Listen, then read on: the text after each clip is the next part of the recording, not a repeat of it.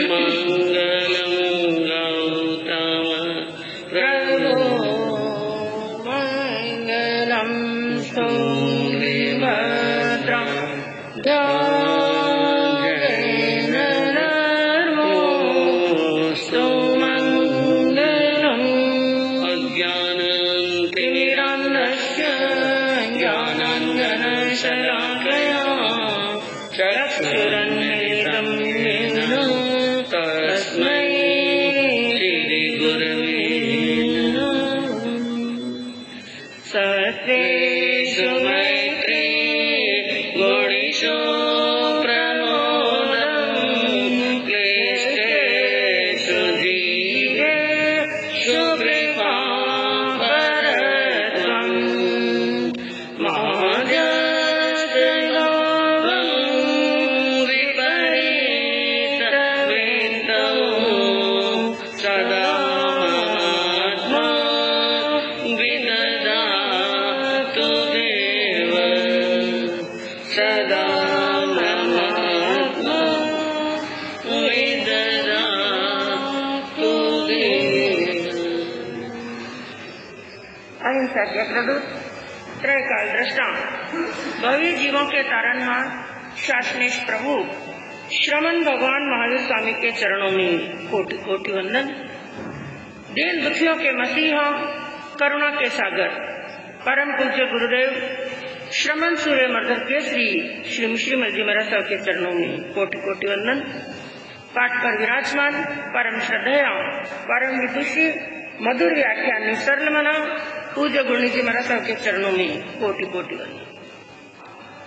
धर्म प्रेमी बंधुओं, शीलवती माता बहनों, आपके सामने वर्णन चल रहा है, वांचन चल रहा है श्रीमद् अंतकृत दशांग सूत्र का, जिसके अंदर आपने छठे वर्ग के 6 अध्ययनों का वर्णन श्रवण किया। अब आगे 7वें अध्ययन के बारे में सुधर्मा स्वामी ने जम्बू स्वामी को कहा, एवं केलासे भी गाहा वही सागय नैरे वारस व साइम परी जाओ वीले सिद्धे। 7वें अध्ययन के अंदर कैलाश गाठापति का वर्णन चलता है, जो साकेत नगरी के रहने वाले थे। उन्होंने भगवान की वाणी सुनी और वैराग्य आया, दीक्षा अंगीकार की, दीक्षा लेकर के ज्ञान ध्यान सीखा, तपस्या से अपनी आत्मा को भावित किया, 12 वर्षों तक संयम का पालन किया और अंतिम के अंदर विपुल पर्वत पर जाकर के संधारा से लेखना किया और सिद्ध बुद्ध और मुक्त हो गए। इसी प्रकार एवं हरिचंद ने भी कहा वही सागर नैरे वारस व सही परियाओ वीले सिद्धे। इसी प्रकार 8वें अध्ययन के अंदर हरिचंदन गाठापति का वर्णन चलता है। वो भी साकेत नगर के रहने वाले थे। उन्होंने भी दीक्षा ली, 12 वर्ष तक संयम का पालन किया, विपुल गिरी पर्वत पर सिद्ध बुद्ध और मुक्त हो गए। 9वें अध्ययन के अंदर एवं वारस भी कहा वही नवरम रहेगी नैरे वारस व सही परियाओ वीले सिद्धे। 9वें अध्ययन के अंदर बताया, इसी प्रकार वार्तक गाठापति का वर्णन चलता है, जो राजगिरी नगरी के रहने वाले थे। उन्होंने भी भगवान के पास में दीक्षा अंगीकार की, 12 वर्ष तक संयम का पालन किया और अंतिम के अंदर विपुल गिरी पर्वत पर जाकर संधारा से लेखना किया और सिद्ध बुद्ध और मुक्त हो गए। एवं सूरंत ने भी कहा वही नवरम वाणीय गामे नयरे दुई पलासे चाहिए पंचवासाई परी याओ विउले सिद्धे। इसी प्रकार 10वें अध्ययन के अंदर सुदर्शन नामक गाठापति का वर्णन चलता है, जो वाणिज्य ग्राम के रहने वाले थे और उस नगर के अंदर दूती पलाश नाम का एक चैत्य था और वहाँ पर उन्होंने भगवान की वाणी को श्रवण किया और श्रवण करके दीक्षा अंगीकार की, दीक्षा लेकर के 5 वर्ष तक संयम का पालन किया। अंतिम के अंदर विपुलाचल पर्वत पर जाकर के संधारा से लेखना किया और सिद्ध बुद्ध और मुक्त हुए। 11वें अध्ययन के अंदर एवं पूर्ण बद्धे भी गाहा वही वाणीय गाने नयरे पंचवासाई परियागम व्यूले सिद्धे। इसी प्रकार 11वें अध्ययन के अंदर पूर्ण भद्र गाठापति का वर्णन चलता है, जो वाणिज्य ग्राम के रहने वाले थे। उन्होंने भी दीक्षा ली, 5 वर्ष का संयम पालन किया और विपुल गिरी पर्वत पर जाकर सिद्ध बुद्ध और मुक्त हो गए। 12वें अध्ययन के अंदर एवं सुवर्ण बद्धे भी गाहा वही सावतीय नयरीय बहु बहुआसाइन परियाओ विउले सीधे। इसी प्रकार 12वें अध्ययन के अंदर सुमन भद्र गाटापति का वर्णन समझना चाहिए। जो श्रावस्ती नगरी के रहने वाले थे, उन्होंने भी भगवान के समीप संयम अंगीकार किया, कई वर्षों तक संयम का पालन किया और विपुल गिरी पर्वत पर जाकर सिद्ध बुद्ध और मुक्त हो गए। 13वें अध्ययन के अंदर एवं सुपयुक्ते भी गाहा वही सावतीय नैरीय 27 वसाइन परियाओ विउले सीधे। और 13वें अध्ययन के अंदर सुप्रतिष्ठ गाटापति का वर्णन चलता है, जो श्रावस्ती नगरी के रहने वाले थे, जिन्होंने दीक्षा ली, 27 वर्ष तक संयम पाला, विपुल गिरी पर्वत पर सिद्ध बुद्ध और मुक्त हुए। 14वें अध्ययन के अंदर एवं मैंने भी गाहा वही राय नहरे बहु इम वासाइन परियाओ विउले सीधे। इसी प्रकार 14वें अध्ययन के अंदर मेघ गाटापति का वर्णन समझना चाहिए, जो राजगिरी नगरी के रहने वाले थे, कई वर्षों तक संयम का पालन किया और अंतिम के अंदर विपुल गिरी पर्वत पर जाकर सिद्ध बुद्ध और मुक्त हो गए। और 15वें अध्ययन के अंदर बताया गया, तेनम काड़ेनम तेनम समेनम कोलासपुरे नहरे सिरिवने उच्चाणे तत्नम कोलासपुरे नहरे विजय नामम राया होता तस्त नम विजयस्त रन्नो सिरी नामम देवी होता वन्नो। उस काल और उस समय की बात है, एक कोलासपुर नाम का नगर था, जिसके अंदर श्रीवन नामक उद्यान था और कोलासपुर नगर के अंदर एक विजय नाम का राजा राज्य करता था। तस्सनम विजय न शरणो श्री नामम देवी होता वन्नो तस्सनम विजय शरणो पुत्ते श्रीय देवी अयमुत्ते नामम कुमारे होता सुकुमारे। उन विजय नामक राजा के महलों के अंदर एक महारानी थी, जिनका नाम था श्रीदेवी, और उस विजय राजा का एक पुत्र और श्रीदेवी महारानी का आत्मज, यानी उनके एक पुत्र था जिसका नाम था अतिमुक्त कुमार, जो बड़ा ही सुंदर था, बड़ा ही सुकुमार था। और एक बार का प्रसंग हुआ कि तेनम काड़ेनम तेनम समेनम समने भगवम महावीरे जाव श्रीवने वीरई तेनम काड़ेनम तेनम समेनम समनस्थ भगवो महावीरस जेठे अंतेवासी इंद्रभुई जहाँ पनतीय जहाँ कोलासपुरे नहरे उच्चनीय जहाँ मज्जिम कुल्लाइन जाव अड्डई। और उस काल और उस समय की बात है, एक बार क्या हुआ कि वो अतिमुक्त कुमार श्रीवन उद्यान उस नगर के अंदर भगवान महावीर स्वामी का कोलासपुर नगर के अंदर पदार्पण होता है। भगवान अपनी शिष्य मंडली सहित कोलासपुर नगर के अंदर पधारते हैं और कोलासपुर के ईशान कोण के अंदर एक श्रीवन नाम का बड़ा ही सुंदर और रमणीय उद्यान था और भगवान वहाँ पर अपनी आत्मा को संयम से और तप से भावित करते हुए उस उद्यान के अंदर विराजमान होते हैं। और भगवान के सबसे बड़े शिष्य, भगवान के अंतेवासी शिष्य इंद्रभूति गौतम, इंद्रभूति अनगार, जिनके शरीर का वर्णन कैसा था, जिसका वर्णन भगवती सूत्र के अंदर बड़े ही विस्तार पूर्वक दिया जाता है। जो बड़ी लब्धियों के धारणहार थे, 14 पूर्व के धारणहार थे, 4 ज्ञान के धारणहार थे, ऐसे वो इंद्रभूति गौतम जो भगवान के प्रथम शिष्य और प्रथम ही गणधर थे और जिन्होंने जाम जीवन के लिए एक अभिग्रह धारण किया हुआ था कि बेले बेले से क्या करना, पारना। तो एक बार का प्रसंग हुआ, उनके बेले के पारने का अवसर था और बेले के पारने का अवसर था, तो गोचरी के लिए जाना, प्रभु की आज्ञा प्राप्त की और प्रभु से गोचरी की आज्ञा लेकर के उस कोलासपुर नगर के अंदर सभी घरों के अंदर ऊंच नीच मध्यम कुलों के अंदर गोचरी के लिए अटन कर रहे थे, यानी गोचरी के लिए घूम रहे थे। इमम सनम आई मुत्ते कुमारे नहाए जा विभूषिय बहु इंदार दारी आई डिम्बी आई य कुमारी आई य सद्दी संपरी उड्डे साओ बिहाओ पड़ी निकमिता जे नेव इन नठाणे ते ने उवा गच्छिता तेई योनि दार एई य जाव संपरी उड्डे अभिरम माणे बिहरी।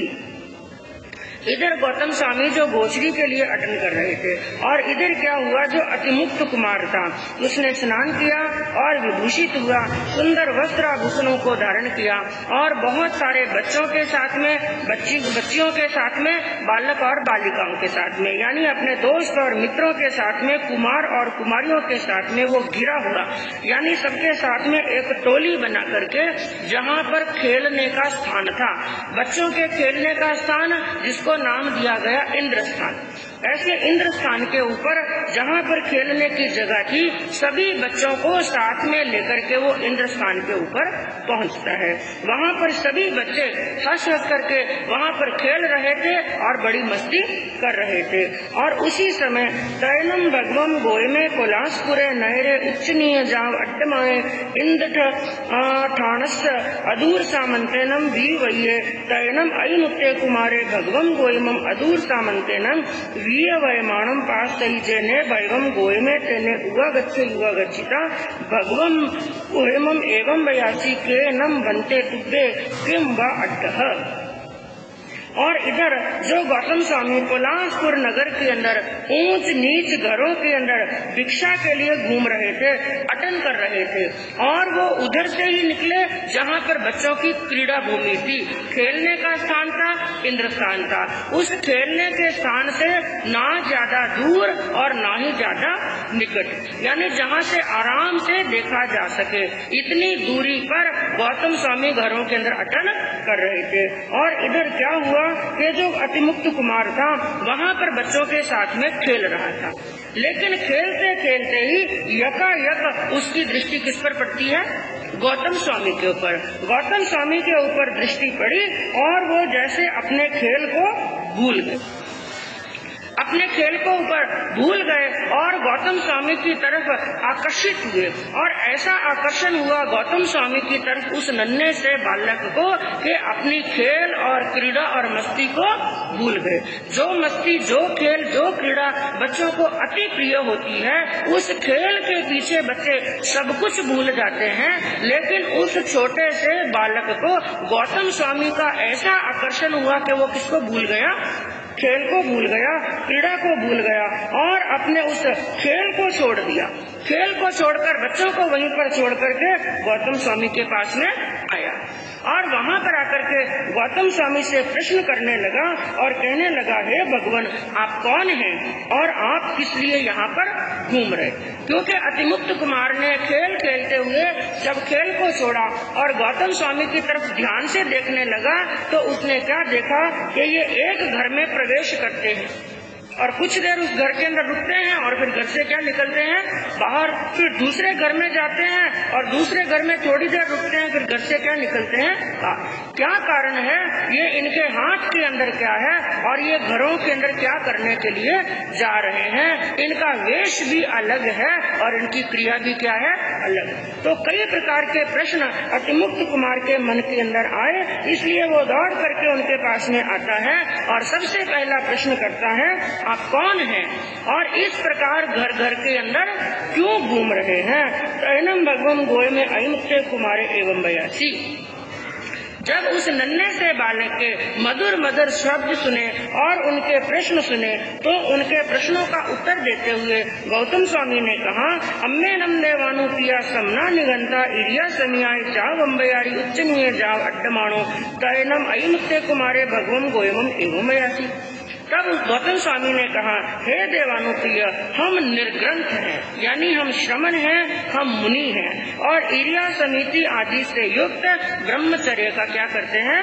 पालन करते हैं। और तुमने दूसरा प्रश्न पूछा कि मैं यहाँ घरों के अंदर क्या कर रहा हूँ, तो मैं घरों के अंदर भिक्षा लेने के लिए आया हूँ, क्योंकि हम संत हैं और हमारा जीवन किससे चलता है?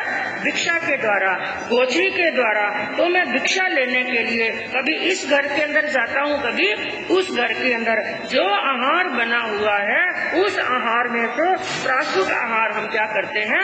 ग्रहण करते हैं, भोजन ग्रहण करते हैं। और सभी कुलों के अंदर, सभी घरों के अंदर, धनवान और सधन और निर्धन सभी घरों के अंदर हम क्या करते हैं? भ्रमण करते हैं। ऐसी बात सुनी कि इनको क्या चाहिए? भोजन।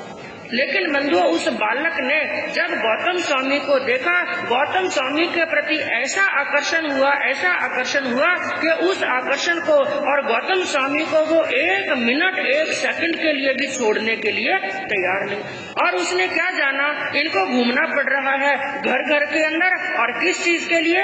आहार के लिए। आहार तो मेरे घर में भी बना हुआ है, सभी प्रकार के पकवान मेरे घर के अंदर अच्छे अच्छे पकवान बने हुए हैं और इनको आहार चाहिए, तो क्यों ना मैं ऐसा करूं, जो मुझे इतने अच्छे लग रहे हैं इनको मैं अपने ही घर के अंदर लेकर के जाऊं। क्योंकि बंधु पुण्यवान प्राणी होते हैं, जिनकी अनंत पुण्यवानी का योग होता है, उन्हें संत भी अच्छे लगते हैं और धर्म स्थान भी अच्छा लगता है और जिनवानी श्रवण करना भी अच्छा लगता है। और यदि पुण्य का उदय ना होकर के पाप का उदय हो तो ना संत अच्छे लगते हैं, ना संतों की क्रिया अच्छी लगती है, ना धर्म स्थान में जाना अच्छा लगता है और ना ही भगवान की जिनवानी का श्रवण करना अच्छा लगता है।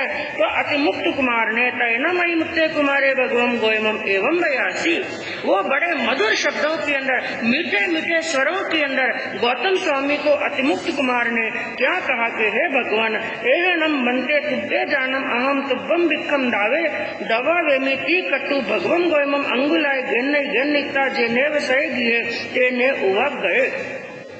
तो उसने बड़े मधुर शब्दों के अंदर कहा, हे भगवान आओ मेरे साथ में आओ, मेरे घर के अंदर आओ, मेरे घर के अंदर भी आहार बना हुआ है, भोजन बना हुआ है, आप मेरे साथ में चलो और मेरे घर के अंदर जाकर के मैं आपको क्या दूं, आहार दूं, भिक्षा दूं।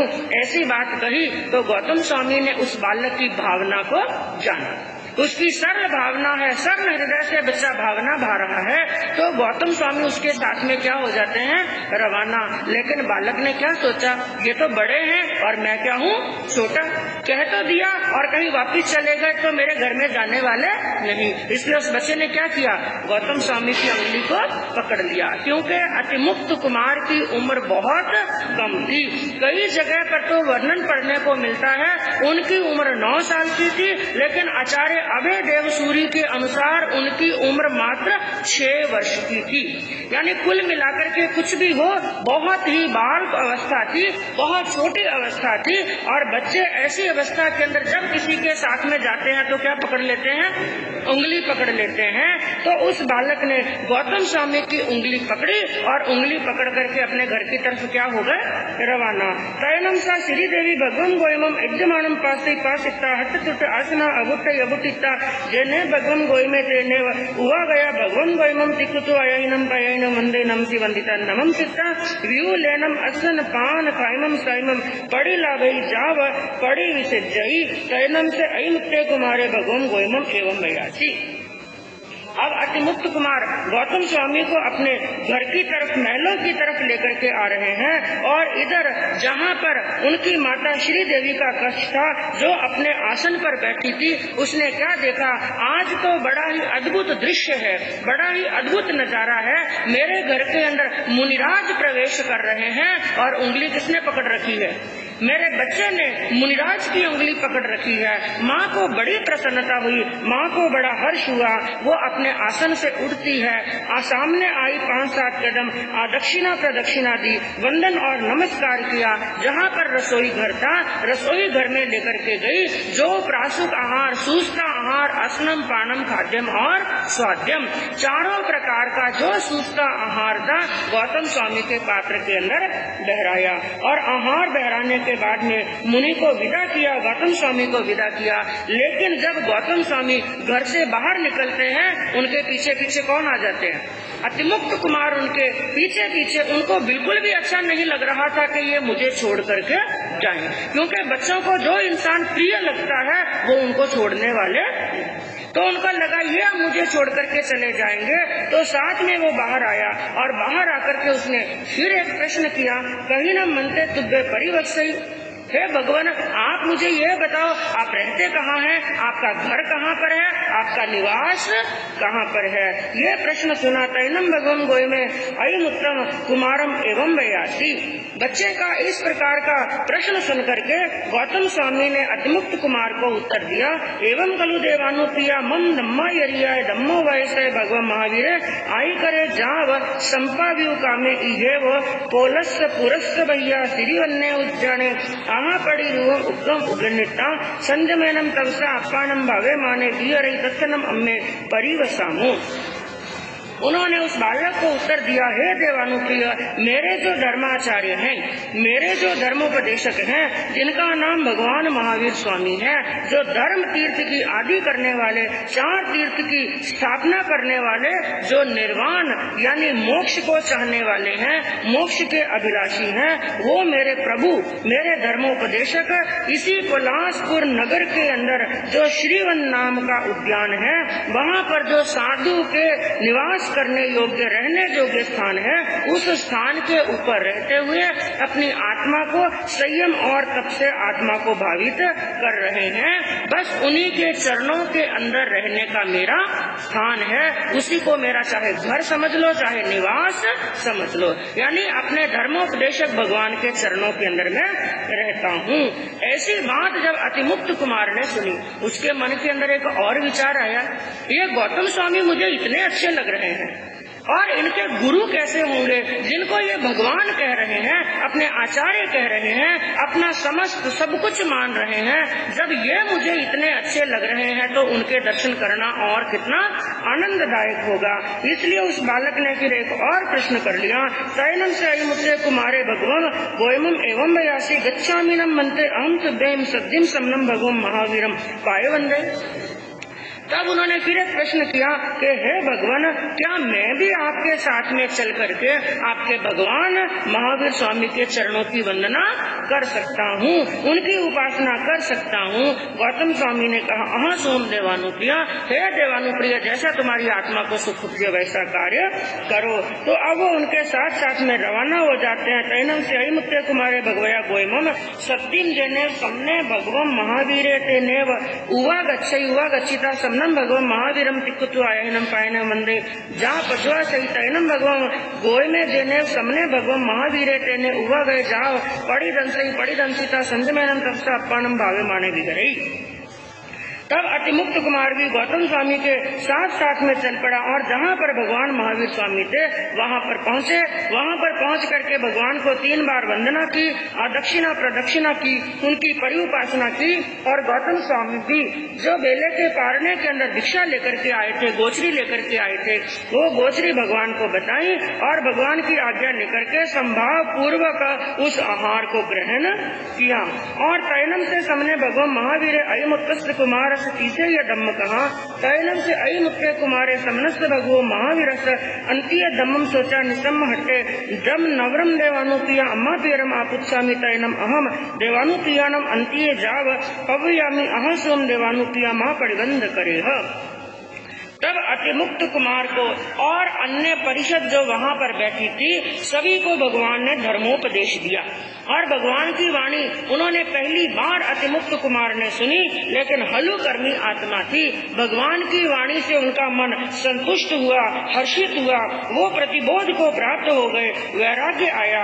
उन्होंने हाथ जोड़ करके कहा, हे प्रभु, मैं अपने माता पिता से पूछ करके उनकी आज्ञा प्राप्त करके आपके पास में दीक्षा अंगीकार करना चाहता हूँ। प्रभु ने अतिमुक्त कुमार को कहा, आह सोम देवानुप्रिया माँ परिबंध करे। हे देवानुप्रिय, हे अतिमुक्त कुमार, जैसा तुम्हारी आत्मा को सुख उपजे वैसा कार्य करो। अब अतिमुक्त कुमार भगवान को वंदन नमस्कार करके अपने घर के अंदर आते हैं। तैनम अयमुत्ते कुमारे जेने अम्मा पीरो तेने उवा गए जा पवित्र अयमुत्तम कुमार अम्मा पीरो एवं भयासी। घर के अंदर आए और वापिस माता पिता को प्रणाम किया और हाथ जोड़ करके कहने लगे, हे माता श्री, हे पिताश्री, मैंने भगवान की वाणी सुनी है जो कल्याण करने वाली है, आत्मा को आनंद देने वाली है। मन बड़ा ही हर्षित हुआ है और संतुष्ट हुआ है, इसलिए आप मुझे आज्ञा प्रदान कीजिए ताकि मैं क्या ग्रहण करूं? दीक्षा। ये बात माता और पिता ने सुनी। इतनी छोटी उम्र जो अभी खेलने की और कूदने की उम्र है, जिस उम्र के अंदर वैराग्य किसको कहते हैं, दीक्षा किसको कहते हैं, संयम किसको कहते हैं, ये परिभाषा भी बच्चे जानते नहीं। और हमारा बच्चा क्या कह रहा है कि मुझे क्या लेनी है? दीक्षा। एक बार तो माता और पिता को हंसी आ गई, हंसने लगे, सोचने लगे ये बालक है, बालकपने की बातें कर रहा है। बाले सी नम पुत्ता असंबुद्धे तुमम पुत्ता किम नम तुमम जानामि दमम तैनम से अयमुत्ते कुमारे अम्मा पीरम एवं भयासी। तब उन्होंने हंसते हुए कहा कि हे बेटे, हे मेरे पुत्र, तुम अभी बालक हो, तुम अभी नासमझ हो, तुम अभी नादान हो, तुम अभी अबोध हो। धर्म क्या होता है और शिक्षा क्या होती है, दीक्षा क्या होती है, संयम क्या होता है, इसके बारे में तुम कुछ भी जानते नहीं हो। मोक्ष क्या है, निद्रा क्या है, अभी तुम इसके साथ में साक्षात्कार नहीं हुआ है। तुम्हारी आत्मा अभी धर्म और अधर्म के बारे में कुछ समझने वाली नहीं। ये बात जब अतिमुक्त कुमार ने कही, तुम धर्म को नहीं जानते हो, तुम मोक्ष को नहीं जानते हो, संयम के बारे में नहीं जानते हो, तो उसने एक ऐसी बात अपने माता को, पिता को कही कि वो सुन करके आश्चर्य के अंदर पड़ गए कि हमारे बेटे ने ऐसा ज्ञान कब प्राप्त किया, किससे प्राप्त किया और कैसे प्राप्त किया। अतिमुक्त कुमार ने क्या कहा, एवं खलु अम्मया जम चेव जानामि तम चेव न जानामि, तम चेव न जानामि तम चेव जानामि। उसने आश्चर्य के अंदर डालने वाली बात क्या कही, माताश्री, पिताश्री, आपने जो बात कही है कि मैं धर्म के विषय में और संयम के विषय में कुछ नहीं जानता हूँ, लेकिन एक बात मैं आपको कह सकता हूँ, जिसको मैं जानता हूँ उसको मैं नहीं जानता हूँ, जिसको नहीं जानता हूँ उसको मैं जानता हूँ। माता और पिता हैरान हो गए, हमारा नन्हा सा बालक आज अलग तरह की विचित्र विचित्र बातें क्या कह रहा है। इसने क्या कहा, जिसको नहीं जानता उसको जानता हूँ, जिसको जानता हूँ उसको मैं नहीं जानता। तैनम अयमुत्ते कुमारम अम्मा पीरो एवं वयासी कहम तम पिता जम चेव जानामि तम चेव न जानामि, जम चेव न जानामि तम चेव जानामि। तैनम से अयमुत्ते कुमारे अम्मा पीरम एवं वयासी जानामि नम अहम अम्मयाव जहाँ जायनम आवत्समरियवम न जानामि अहम अम्मयाव काहे वा कहम वा के विच्चरणम वा न जानामि न अम्मयाव केहिम कम्माय नेहिम जीवा नेर इये तिरिक्त जोनिये मनुष्य देवेषु उज्जन्ति जानामि नम अम्मयाव जहाँ साय एहिम कम्माय नेहिम जीवा नेर इसु जा उज्जन्ति एवं खलु अहम अम्मयाव जम चेव जानामि तम चेव न जानामि, जम चेव न जानामि तम चेव जानामि, तम इच्छामि नम अम्मयाव तुभ्यम अब्रुनाय जा पवित्रई। तब माता और पिता ने कहा, हे पुत्र, हम तुम्हारी बात को समझे नहीं कि तुमने जो कहा है मैं जिसको जानता हूँ उसको नहीं जानता हूँ, जिसको नहीं जानता हूँ उसको जानता हूँ, हम तुम्हारी इस बात का रहस्य नहीं समझे। तो इस बात को स्पष्ट करते हुए, बड़ी अच्छी तरह से बताते हुए, विश्लेषण करते हुए अतिमुक्त कुमार ने कहा कि हे माताश्री, मैं, हे पिताश्री, मैं नहीं जानता, मैं जानता हूँ कि जो जन्मा है, जिसका जन्म हुआ है वो अवश्य मरेगा। ये बात तो मैं जानता हूँ, लेकिन वो कब मरेगा, कैसे मरेगा, किस निमित्त से मरेगा, किस स्थान पर मरेगा, किस प्रकार से मरेगा और कितने समय के बाद में मरेगा, ये बात तो मैं नहीं। यानी ये तो जानता हूँ जन्म हुआ है वो मरेगा, लेकिन कब, कैसे, कहाँ, किस निमित्त से मरेगा, इस बात को मैं जानने वाला नहीं हूँ, इस बात को नहीं जानता हूँ। और दूसरी जो बात मैंने कही, मैं नहीं जानता उसको जानता हूँ, तो ये बात ऐसी है कि हे माताश्री, हे पिताश्री, मैं यह नहीं जानता कि जीव किस कर्म से नरक में जाता है, किस कर्म से त्रियंश गति में जाता है, किस कर्म से मनुष्य और देव गति में जाता है, ये तो मैं नहीं जानता। लेकिन इतना जरूर जानता हूँ कि मनुष्य अपने स्वयं के बांधे हुए कर्मों के कारण से ही नरक, त्रियंश, मनुष्य और देवगति के अंदर जाता है।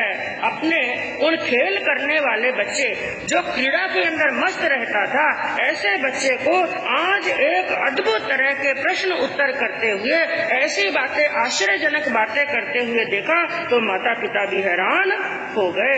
इसलिए उसने कहा, हे माताश्री, जिसे मुझे जानना चाहिए मैंने जान लिया और भगवान की वाणी को श्रवण कर लिया है, इसलिए आप शीघ्रता से मुझे आज्ञा प्राप्त कीजिए, आज्ञा दीजिए ताकि मैं दीक्षा अंगीकार कर सकूं।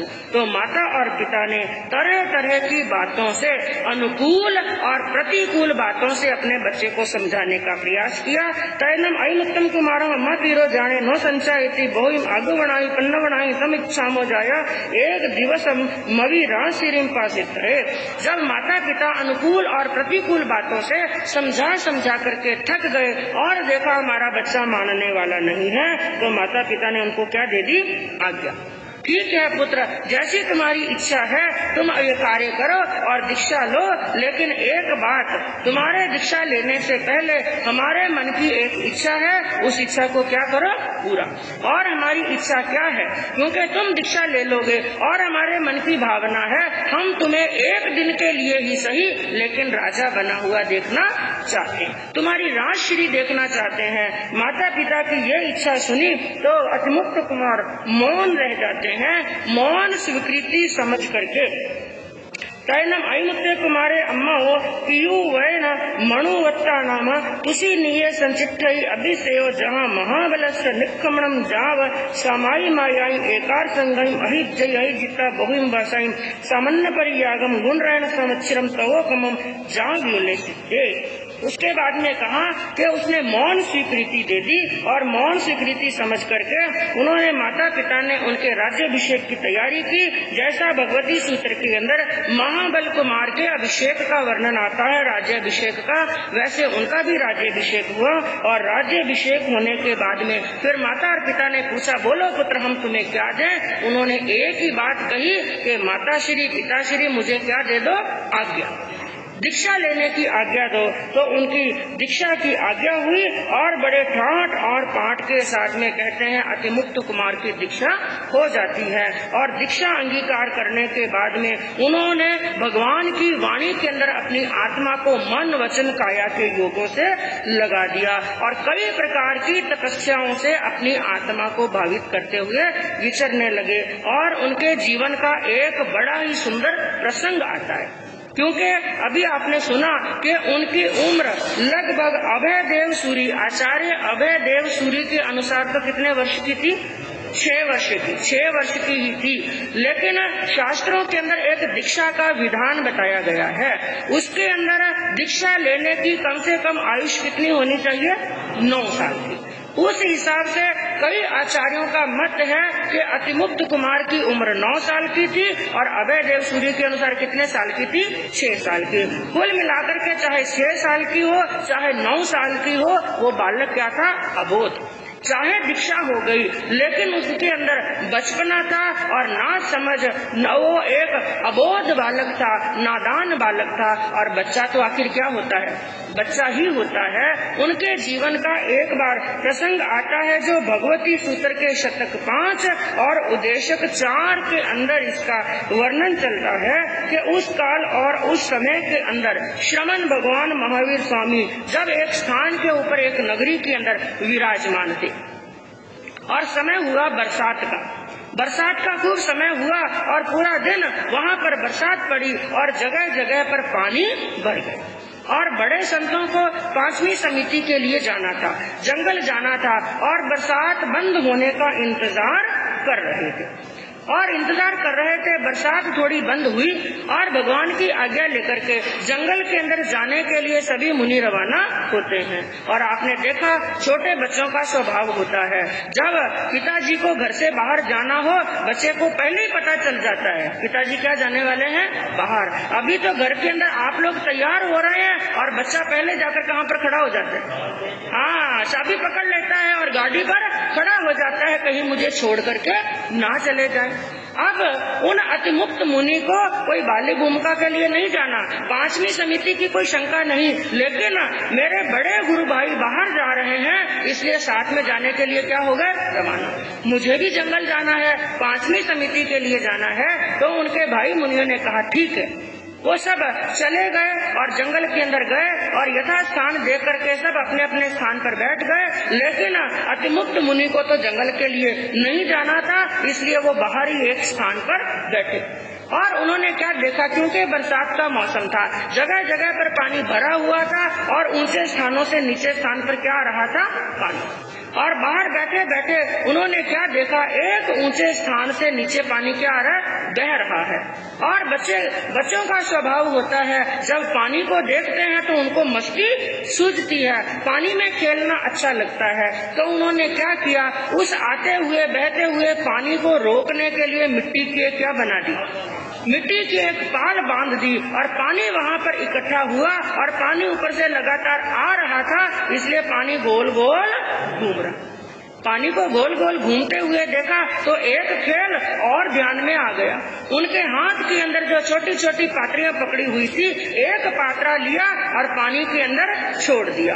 और जैसे ही लकड़ी का पात्रा, क्योंकि लकड़ी का सब हल्का वो पात्रा है, जैसे ही पात्र पानी के अंदर छोड़ा, पात्र गोल गोल घूमने लगा। और जैसे ही गोल गोल पात्र घूमने लगा और मन के अंदर बड़े खुश हुए, अपने ओगे को अपने हाथों के अंदर लिया और नाचने लगे और जोर जोर से कहने लगे, नावती रे मारे नावती रे, यो मुख से शब्द उचारे, नावती रे मारे नावती रे, यो मुख से शब्द उचारे, साधारे मन शंका उपजी, साधारे मन शंका उपजी, किया लागे थारे को एवंता मुनिवर, नाव तेरा बेटा नीर ने, एवंता मुनिवर, नाव तेरा बेटा नीर। बड़े खुश हुए, ओगे को हाथ के अंदर लिया और जोर से नाचने लगे और जोर जोर से कहने लगे कि नाव तिरे मारी, नाव तिरे, मेरी क्या तिर रही है, नाव तिर रही है। और जैसे ही जोर जोर से ये शब्द सुने, वो शब्द किसके कानों में पड़े? अंदर बैठे हुए मुनियों के कानों में पड़े। विचार करने लगे, अरे ये अवंता मुनि कौन सी नाव तिरा रहे हैं, कौन सी इनकी नाव तैर रही है। और एक दो ने इधर उधर झांक करके देखा, अरे बरसात का पानी आ रहा है, उसी के अंदर पाथरी को तिरा दिया। अरे इन्होंने तो कच्चे पानी का स्पर्श किया है और यहाँ पर क्रिया लग रही है। और जब हम सब लोग यहाँ से रवाना होंगे और हमको देख करके ये भी क्या होगा, रवाना होगा तो पानी में से क्या उठाएगा, पात्री उठाएगा, तो वहाँ पर अपकाय के जीवों की क्या होगी, हिंसा। और हमें भी दोष, खुद तो ये दोषी है ही, इसको तो क्रिया लगी रही है, लेकिन साथ में क्या लगेगी, हमको भी क्रिया लगेगी। इसलिए उस दोष से बचने के लिए सभी मुनि वहाँ से चुपचाप निकल जाते हैं और अवंता मुनि को वहीं पर छोड़ दिया। और बच्चे, एक खेल के अंदर ज्यादा देर मन नहीं लगता है, सब मुनि वहाँ से चले गए। अब अवंता वहीं पर अकेले खड़े हैं और रास्ते के अंदर जाते जाते सभी मुनि मन में विचार कर रहे हैं, भगवान के इतने सारे शिष्य, कितने शिष्य हैं भगवान के, 14,000 शिष्य हैं, लेकिन लगता है भगवान को अभी भी शिष्यों का क्या है, लोभ है। भगवान को अभी भी लोभ है। इतने सारे शिष्य होते हुए भी इस नादान बालक को क्या दे दी है भगवान ने, दीक्षा। इस प्रकार की कई बातें करते हुए, बड़बड़ करते हुए, विचार करते हुए वहाँ पर जा रहे हैं, भगवान के समोचरण के अंदर पहुँच रहे हैं। इधर देखिए, थोड़ी देर तक तो अवंता मुनि उस पानी के अंदर खेलते रहे, फिर देखा कोई भी नहीं आया और इधर उधर देखा, कोई भी संत को वहाँ पर नहीं देखा। अकेले वो घबराने लगे, डरने लगे, क्या सब मुझे छोड़ करके चले गए। इसलिए झटके से पानी में से पात्रा निकाला और दौड़ करके भाग करके भगवान के वहाँ पर पहुँचे। तब तक जाकर के वहाँ पर संतों ने सब बात कही कि भगवान ऐसा ऐसा किया, और भगवान तो सब कुछ जानने वाले। लेकिन उन्होंने, भगवान ने क्या फरमाया, संतों को कहा कि वो चर्म शरीरी जीव, वो क्या है, चर्म शरीरी है, इसी भव के अंदर मोक्ष में जाने वाला है। इसलिए हे संतों, उसकी निंदा और हिलना मत करो, उसके बारे में बुरे शब्दों का उच्चारण मत करो, बल्कि तुम अग्लान भाव से उनकी सेवा करो, भक्ति करो और गोचरी पानी ला करके उसकी सेवा करो। क्योंकि नव दीक्षित साधु के लिए कहा गया, यदि छोटी उम्र का है और चाहे बड़ी उम्र का भी क्यों ना हो, नव दीक्षित साधु है, तो बड़े साधुओं को चाहिए गोचरी पानी आदि जी की सेवा उनकी करे। अरे वो तो बालक है और चर्म शरीरी जीव है, इसी भव के अंदर क्या जाएगा वो मोक्ष। ये बात कह करके संतों को समझाया। और फिर जब अतिमुक्त कुमार वहां पर पहुंचते हैं, अतिमुक्त को भी भगवान ने और उपदेश दिया और भगवान की वाणी सुन करके उन्होंने अपनी आत्मा को कल्याण के मार्ग पर आगे अग्रसर किया। सामायिक से लगा करके 11 अंगों का अध्ययन सीखा और कई वर्षों तक संयम का पालन किया। अपने जीवन के अंदर गुण रत्न संवत्सर नाम का तप किया। अंतिम के अंदर सिद्ध बुद्ध और मुक्त हो गए। और 16वें अध्ययन के अंदर बताया, सुधर्मा स्वामी ने कहा कि हे जम्बू एवं कलु जम्बू तेनम काड़ेनम तेनम समेनम वाणारसीय नैर्य काम महावने चाहिए तत्नम वाराणसी अलख्य नामम राया होता तेनम काड़ेनम तेनम समेनम तमने भगवम महावीरे जाव समोतरीय वीरत्ती परिसा निगया तेनम अलख्य राया ई में से कहाए ल दट्टे समाने हट तुट जहाँ पुण्य जा पजवा सही धम्म कहा तेनम से अलख्य राया समरस भगव महावीर संतीय जहाँ उदाय ने जहाँ निकंते नवर जेठ पुत्रम रज्जे अभिनिंसई एकार संगाई आयुजई बहुवासाई परियाव वियोले सिद्धे। 16वें अध्ययन के अंदर बताया कि वाराणसी नाम की नगरी थी, महावन नाम का चैत्य था और उस नगरी के अंदर अलक्ष नाम का राजा राज्य करता था और वहाँ पर भगवान का पदार्पण होता है। और जहाँ उस नगरी के अंदर काम महावन नाम का चैत्य था, वहाँ पर भगवान विराजमान हुए और अलक्ष राजा भगवान की वाणी श्रवण करने के लिए आते हैं और भगवान की वाणी सुनकर के उनको वैराग्य आया। जैसा उवाई सूत्र के अंदर कोनिक राजा का वर्णन चलता है कि वो वहाँ पर सज धज करके उसी तरह भगवान के दर्शन करने के लिए आए, वाणी सुनी, वैराग्य आया और अलक्ष राजा ने भगवती सूत्र के अंदर वर्णित उदायन राजा के समान भगवान के पास में दीक्षा अंगीकार की।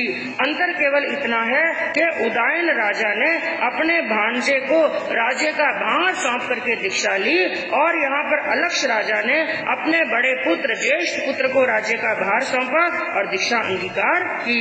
दीक्षा लेकर के 11 अंगों का अध्ययन किया, बहुत वर्षों तक संयम का पालन किया और अंतिम के अंदर विपुलाचल पर्वत पर जाकर सिद्ध बुद्ध और मुक्त हो गए। इस प्रकार 6 वर्ग संपूर्ण हुए। 7वें वर्ग के अंदर कहा जाओ 13 सज्जैना पणता संझा। 7वें वर्ग के अंदर 13 अध्ययन कहे हैं। 13 अध्ययनों के अंदर नंदा था, नंदवई, नंदोत्तर, नंद सेनिया, जय मरुआ, सब मरुआ, महामरुआ, मरुदेवा, ये 8वां, बद्दाय सुबद्दाय सुजाया, समूणाया, भुगे दिन्ना, यह बुद्ध दवा, सेनिया बज्जान नामाइन, जैनम बनते 13 सज्जैना पणता पटमसनम बनते अज्जैन समनेनम जाव संपतेनम की 8 पणते। 13 अध्ययनों के अंदर पहले अध्ययन में नंदा, दूसरे में नंदवती, तीसरे में नंदोत्रा, चौथे में नंदसेना, 5वें मरुता, 6ठे में सुमरुता, 7वें महामरुता, 8वें मरुदेवी, 9वें में भद्रा, 10वें में सुभद्रा, 11वें में सुजाता, 12वें में सुमना और 13वें में भूत दत्ता। इन 13 महारानियों का वर्णन चलता है। ये 13 की 13 श्रेणिक महाराज की रानियां थी। और एक बार भगवान का पदार्पण राजगिरी नगरी के अंदर होता है। एवं कुल जम्बू तेनम समेनम रायगी नैरे गुणशीले चाहिए सेनीय राया वन्नो तस्सनम सेनीय सुनंदो रन्नो नंदा नामम देवी होता वन्नो सामी समो सड्डे परिसा निगया तयनम सा नंदा देवी ई में से कहाय न दट्टा समाणी इट्ठा कोडम्बीय पुरुषे सद्दा वही सद्दा वेता जाम नम्रम कहा पोमा वही जाव एकार संगाई अहि दिता विषम वसाई परियानम पाउनिता जाव सिद्धा एवं 13वीं देवियों नंदागमे नम ने यवाओ निखेवो। और उस काल और उस समय की बात है, राजगिरी नगरी के अंदर जो गुणशील नाम का चैत्य था, जहाँ श्रेणिक राजा राज्य करता था और उसकी नंदा नाम की महारानी थी जो बड़ी ही सुकुमार थी। और एक बार भगवान का पदार्पण राजगिरी नगरी के अंदर होता है और नंदा रानी भी भगवान की वाणी श्रवण करने के लिए सज धज करके रथ पर सवार होकर के पद्मावती महारानी की तरह भगवान के समोचरण में पहुंची। भगवान की वाणी सुनी, वाणी सुन करके उनको वैराग्य आया और उन्होंने श्रेणिक महाराज की आज्ञा प्राप्त करके दीक्षा अंगीकार की। दीक्षा लेकर के 11 अंगों का अध्ययन किया, 20 वर्ष तक संयम का पालन किया। अंतिम के अंदर सिद्ध बुद्ध और मुक्त हो गई। जैसे नंदा रानी का वर्णन आता है, इसी प्रकार बाकी की 12 रानियां यानी कुल मिलाकर के 13 रानियों का वर्णन एक समान समझना चाहिए। तो इस प्रकार 7वां वर्ग भी आपके समक्ष संपूर्ण हुआ। 8वें वर्ग का वर्णन करते हुए कहा जाव नम्रम 10 सज्जैना प्रणता संजहा काली सुकाली महाकाली कन्ना सुकन्ना महाकन्ना वीर कन्ना ये बुद्धवा राम कन्ना तहेव यह सेन कन्ना नम्मी 10वीं महासेन कन्ना ये।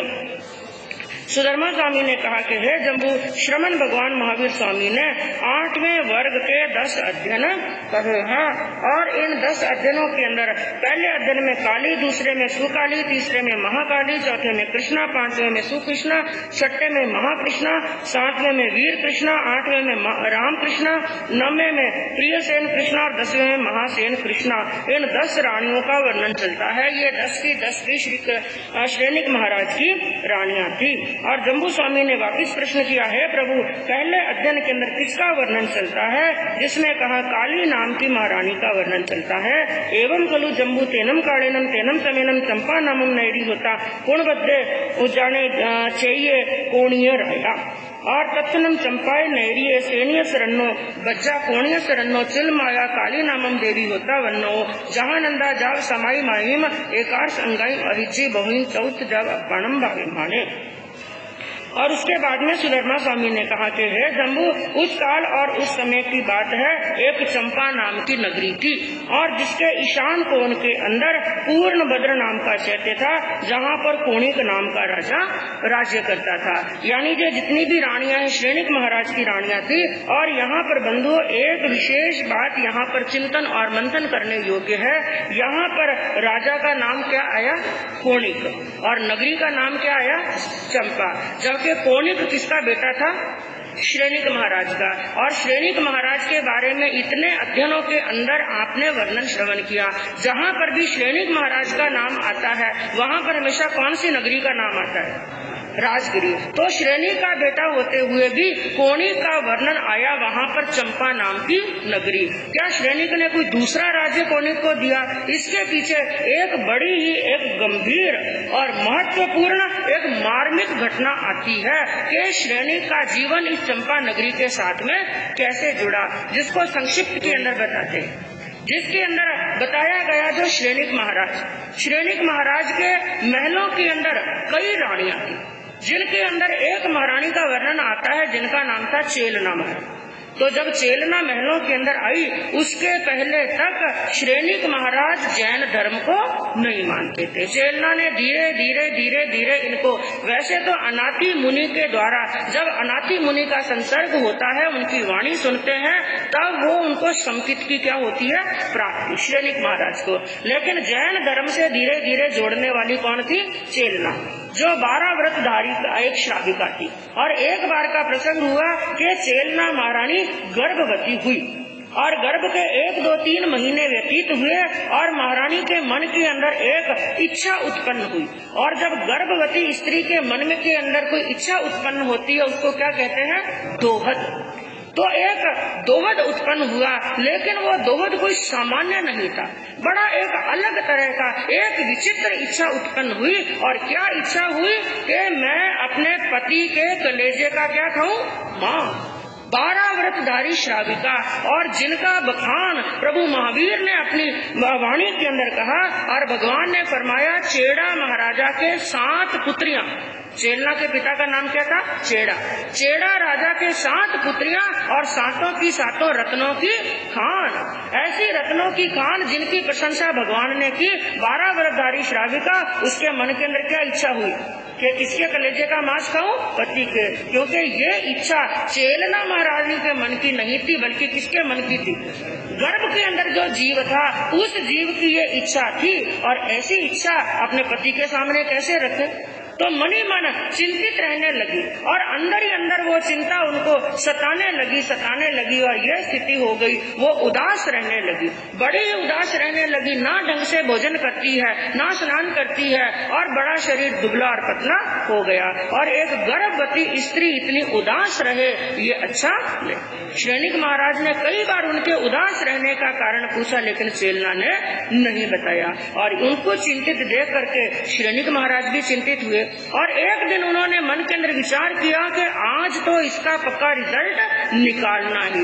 इसलिए चेलना महारानी के महलों के अंदर गए, तरह तरह से बड़े प्रेम से उनके मन की बात पूछी। तो चेलना महारानी ने उनके बार बार पूछने पर मन की इच्छा जाहिर कि मेरा ऐसा दोहद उत्पन्न हो रहा है, मेरे गर्भ का जीव आपके कलेजे का मांस खाना चाहता है। ऐसी बात जब श्रेणिक ने सुनी तो एक बार तो उनके भी रोंगटे खड़े हो गए, होश उड़ गए, लेकिन रानी को आश्वस्त किया, चेलना को आश्वस्त किया, आप चिंता मत करो, आपका दोहद पूर्ण होगा।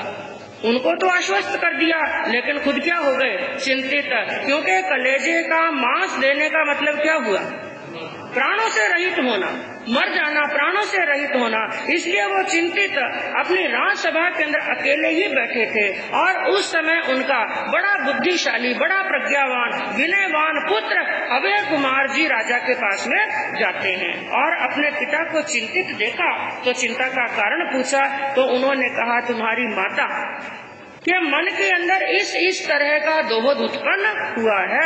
और जो बुद्धि के निधान थे अभय कुमार जी, उन्होंने कहा, पिताजी आपको चिंता करने की आवश्यकता नहीं, आपके प्राण भी बच जाएंगे और माता का दोहद भी पूर्ण हो जाएगा। श्रेणिक भी हैरान हुए, ये क्या करेंगे अभय कुमार।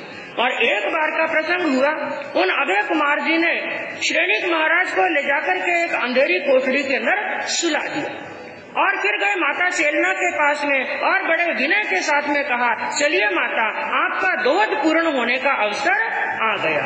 तो माता को लेकर के उस अंधेरी कोठरी के अंदर गए और हाथ के अंदर तीखी धार वाली तलवार को लिया और श्रेणिक की छाती के ऊपर वार कर दिया। और जैसे ही वार किया, श्रेणिक महाराज जोरदार चिल्लाए और जैसे ही चीखने की, चिल्लाने की आवाज आई, जैसे गर्भ का जीव मनी मन क्या होने लगा? प्रसन्न। क्योंकि बंधुओं, ये कर्म होते हैं और कर्म किसी को छोड़ने वाले नहीं। और छाती पर वार किया, वहाँ से मांस का एक लोथड़ा उठाया और उठा करके चेलना के हाथ के अंदर दे दिया और चेलना यथा स्थान पर चली गई। उनका दोहद क्या हो गया? पूर्ण हो गया। लेकिन बंधुओं, वहाँ पर कोई श्रेणी की छाती पर वार नहीं किया था, बल्कि उन्होंने अपनी बुद्धि की कल्पना से, बुद्धि से क्या कार्य किया? एक और किसी जानवर का मांस ला करके श्रेणी की छाती पर रख दिया और चेलना के देखते देखते उसी पर वार किया और श्रेणी को पहले समझा दिया था, जैसे ही मैं वार करूं आप जोरदार चिल्ला। तो इस प्रकार रानी के मन की इच्छा भी पूर्ण हो गई और श्रेणी के प्राण भी बच गए। वो घटना तो हो गई, अब श्रेणी भी उस घटना को भूल गए, अभय कुमार जी भी भूल गए, लेकिन चेलना नहीं भूली। जो पतिव्रता थी वो मनी मन चिंतन करने लगी, सोचने लगी, कैसा पापी आत्मा मेरे गर्भ के अंदर आया है, जिसने अभी तक जन्म नहीं लिया, 9 महीने भी पूर्ण नहीं हुए, अभी अपने पिता के कलेजे का मांस खाना चाहता है। तो जब ये जन्म ले लेगा, बड़ा हो जाएगा, युवा हो जाएगा, ये अपने पिता के लिए दुखदायी होगा। ऐसे बबूल के कांटे को तो अभी जड़ से उखाड़ करके फेंक दूं तो ठीक। इसलिए उसने मनी मन सोचा, मैं गर्भपात कर दूं, ऐसी कोई औषधि लूं, ऐसी दवाइयां लूं कि ये गर्भ के अंदर ही समाप्त हो जाए, ना रहे बांस और ना बजे बांसुरी। इसलिए औषधियां, कई प्रकार की उसने औषधियां ली कि मेरे गर्भ का जीव गर्भ के अंदर ही मर जाए। लेकिन कहते हैं, जिनको जन्म लेना है, लंबा आयुष्य है, उनको मारने वाला कोई। समय पूर्ण हो गया और ये बात श्रेणिक जानते थे कि चेलना अपने गर्भ के जीव को समाप्त करना चाहती है। समय पूर्ण हुआ, 9 महीने 7 रात्रियां पूर्ण हुई और उन्होंने एक बालक को जन्म दिया। लेकिन चेलना पहले से उस बच्चे से द्वेष कर रही थी, इसलिए अपनी एक खास दासी को पास में बुलाया और पास में बुला करके कहा, इस बच्चे को ले जाकर के ऐसे स्थान पर फेंक दो जहाँ पर किसी का हाथ ना लगे, उखड़े के ऊपर कचरे के अंदर जाकर के डाल दो, मुझे ये बालक नहीं चाहिए। दासी ने खूब समझाया, लेकिन चेलना नहीं मानी। इसलिए चुपके चुपके अंधेरे अंधेरे ले जाकर के बच्चे को उखड़े के ऊपर डाल दिया और समाचार दे दिए कि मरा हुआ बच्चा ही पैदा। और इधर देखिए, बच्चे को ले जाकर उखड़े पर डाला और सुबह सुबह का समय था। श्रेणिक महाराज जो हवाखोरी के लिए निकले हुए थे, अपने घोड़े पर सवार होकर के वापस महलों की तरफ आ रहे थे और दूर से किसी नन्हे से बालक की रोने की आवाज सुनी। विचार किया, इतना छोटा बच्चा, ऐसा लगता है बहुत छोटा है, ऐसी आवाज आ रही है, ये बच्चा अकेला कहाँ पर रो रहा है। उस आवाज की तरफ खिंचे हुए श्रेणिक महाराज गए और वहाँ पर क्या देखा, कचरे के ढेर के अंदर एक नवजात शिशु पड़ा। देखते रह गए। ऐसी कौन सी माँ है जिसने इसको उखड़े पर डाला, बच्चे को अपने हाथों में लिया, एड़ी से चोटी तक उसके शरीर को निहारा। और वो तो एक राजा जो 72 कलाओं के अंदर परिपूर्ण थे, शरीर के लक्षणों से देख करके समझ गए ये बालक कोई सामान्य बालक नहीं, इसका जन्म अवश्य राजघराने के अंदर हुआ है। और उन्हें ये भी समझते कोई देर नहीं लगी, हो न हो ये कोई और नहीं है मेरा ही पुत्र। क्योंकि रानी चेलना इनसे द्वेष करती थी, इसलिए उसने इसको क्या डाल दिया, उखड़े पर महलों के अंदर लाए और बालक को ले जाकर के चेलना की गोद के अंदर रखा और समझाया कि महारानी पूत कपूत हो सकता है लेकिन मायत कुमायत होने वाले नहीं। कुछ भी हुआ तुम बातों को भूल जाओ, तुम इसको अपनी गोदी में लो, इसका स्नान कराओ, श्रृंगार करो, दूध पिलाओ, इसका लालन पालन करो। रानी ने उनकी आज्ञा का पालन किया, बच्चे को स्नान कराया गया, श्रृंगार कराया गया, अच्छे वस्त्र पहनाए, दूध भी पिलाया गया। लेकिन आधा घंटा हो गया, 1 घंटा, 2 घंटा, 2.5 घंटे व्यतीत हो गए। सब कुछ होने के बाद में भी बच्चे का रोना बंद नहीं। सैनिक महाराज ने विचार किया क्या हुआ, दूध भी पिला दिया है, क्या दुख रहा है बच्चे का जो बच्चे का रोना बंद नहीं हुआ। पूरे शरीर का निरीक्षण किया तो सैनिक ने क्या देखा, उसकी सबसे जो छोटी अंगुली थी उसमें घाव हो गया और रस्सी पड़ गई। क्योंकि जब कचरे में वो पड़ा था कोई ऐसी वस्तु लग गई जिस कारण से मुर्गे ने उसकी अंगुली पर क्या मार दी, टोंस मार दी। घाव हो गया था, रस्सी पड़ गई थी। तो उसके नाजुक शरीर को स्वस्थ करने के लिए, घाव को ठीक करने के लिए सैनिक महाराज ने उस घाव वाली अंगुली को मुख में लिया और चूस चूस करके जो भी कचरा था और जो रस्सी थी सब क्या डाली बाहर। और कहते हैं उस उंगली के अंदर घाव गहरा होने के कारण से उस बच्चे की उंगली छोटी रह गई, इसलिए नाम क्या रख दिया, कुणिक। अब दिन निकलने लगे, कुणिक बड़ा होने लगा, युवा हो गया, उसकी शादी हो गई और घर के अंदर पत्नी भी आ गई। लेकिन जैसे जैसे वो युवा होता है उसका लोभ, उसका लालच और महत्वाकांक्षा दिनों दिन बढ़ती जाती है। और एक दिन तो मन के अंदर क्या विचार आया, मेरे पिताजी इतने बुढ़े हो गए हैं, अब जाने की भी इनकी तैयारी है लेकिन राज्य का लोभ इनका नहीं छूटा और मैं युवा हो गया हूँ, मेरी भुजाओं के अंदर बल है, इसलिए मेरे लिए यही अच्छा होगा कि इनको तो मैं बंदी गृह के अंदर डाल दूं और खुद राज्य पर बैठ जाऊं, सिंहासन पर बैठ जाऊं। और महत्वाकांक्षा ऐसी ही चीज होती है। एक बार का अवसर देखा जब राजा सैनिक अकेले थे, कोई सैनिक पास में नहीं थे, निहत्थे थे, उस समय अपने सैनिकों को वहाँ पर भेजा और राजा सैनिक को पकड़ करके बंदी गृह के अंदर डाल दिया, खुद राजा बन गए। केवल बंदी गृह के अंदर ही नहीं डाला, मात्र उनको जेल के अंदर ही नहीं डाला बल्कि शरीर पर हथकड़ियां और बेड़ियां भी डाल दी। और उसके साथ में एक हुक्म लगाया, रोज इनके शरीर के ऊपर 500 कोड़ों की मार मारो। इसके पीछे भी एक बड़ा दृष्टांत आता है, कैसे कर्म बांधे थे राजा सैनिक ने, उसका भी वर्णन कभी बताया जाएगा। तो उनको हथकड़ियों और बेड़ियों के अंदर डाल दिया, रोज 500 कोड़ों की मार पड़ती है। और साथ में एक और आज्ञा दी, ना इनको कुछ खाने को दो और ना ही कुछ पीने को दो। भूख और प्यास भी सहन कर रहे हैं, मार सहन कर रहे हैं सैनिक महाराज, लेकिन चेलना महारानी जो पतिव्रता थी और कुणिक पिता से तो द्वेष करता था उतना ही माता से प्रेम करता था।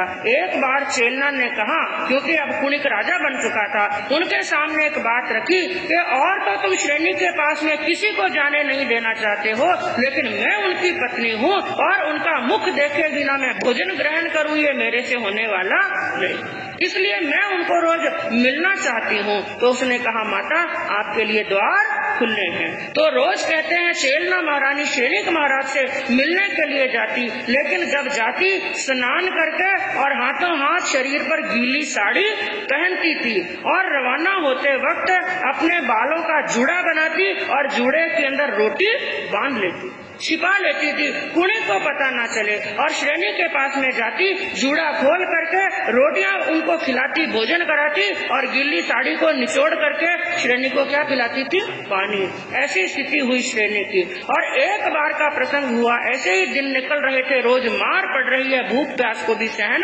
कर रहे हैं। और एक बार कुणिक की महारानी पद्मावती ने एक पुत्र को जन्म दिया। पूरी राजगिरी नगरी के अंदर बधाइयां बटने लगी, नृत्य होने लगे, गान होने लगे, खुशियां मनाई जाने लगी। लेकिन ऐसे समय के अंदर कुणिक महलों के अंदर आए और अपनी माता के पास में, चेलना के पास में आए। उस समय चेलना को देखा, रे मेरी माँ तो बड़ी दुखी बैठी है। आकर पूछा अपनी माता को दुखी होने का कारण। माता, पूरी राजगिरी नगरी के अंदर बाजे बज रहे हैं, लोग बधाइयां बांट रहे हैं, मिठाइयां बंट रही हैं, और आप क्या बैठी हैं दुखी। उसने कहा, जिसका पति जेल के अंदर हो, जिसको रोज 500 कोड़ों की मार पड़ती हो, वो पत्नी कैसे खुशियां मना सकती है, और तुम क्या खुशियां मनाओगे अपने पुत्र के जन्म पर। अरे तुमसे कई गुना ज्यादा खुशियां तो तुम्हारे पिता ने तुम्हारे जन्म पर मनाई थी। तू तो ऐसा कपूत था, जब गर्भ के अंदर आया उसी समय पिता के कलेजे का मांस तूने मांगा था, वो भी इच्छा तेरी पूर्ण की, और मैंने तो तुम्हें कपूत जान करके कचरे के ढेर के अंदर डाल दिया। लेकिन तेरे पिता का इतना बड़ा उपकार, कचरे में से तुम्हें उठा करके लाए, पाल पोस करके तुम्हें बड़ा किया, और तू ऐसा कपूत निकला, उसी उपकारी पिता को जेल के अंदर डाल दिया। ऐसी सब बातें सुनी, उनकी भावधारा बदल गई। इतना प्रेम करते हैं मेरे पिता, इतना बड़ा उत्सव मनाया था, इतना बड़ा उपकार किया, इसीलिए मैं अभी अभी जाऊं और पिता के बंधनों को काट दूं। कहते हैं उसी समय तीखी धार वाला कुल्हाड़ा कुणिक ने अपने हाथों के अंदर लिया कि जल्दी से जल्दी जाऊं और पिता के बंधनों को काट दूं। इधर कुणिक कुल्हाड़ा लेकर के जा रहा है, श्रेणिक महाराज सामने बैठे हैं। उनके मन में क्या विचार आया, हर रोज तो ये कपूत आता है हाथ में हंटर लेकर के, केवल हंटरों की मार मारता है, आज ये क्या लेकर आया, कुल्हाड़ा। इसलिए आज तो ऐसा लगता है मेरे शरीर के टुकड़े टुकड़े ही कर देगा, इसलिए इसके हाथों से मरने से अच्छा है कि मैं खुद ही मर जाऊं। कहते हैं राजा लोग जो होते हैं अपने शरीर पर कहीं ना किसी आभूषण के अंदर तालकुट नाम का विष या किसी न किसी प्रकार का तेज विष अपने पास में रखते हैं। उनकी अंगूठी के अंदर एक हीरा पहना हुआ था और कहीं पर विष का वर्णन आता है, वो विष उन्होंने अपने तलवे के लगाया और हाथों हाथ प्राण निकल गए। कुणिक वहाँ पर पहुंचा जेल के अंदर, तब तक राजा श्रेणी के प्राण निकल चुके थे।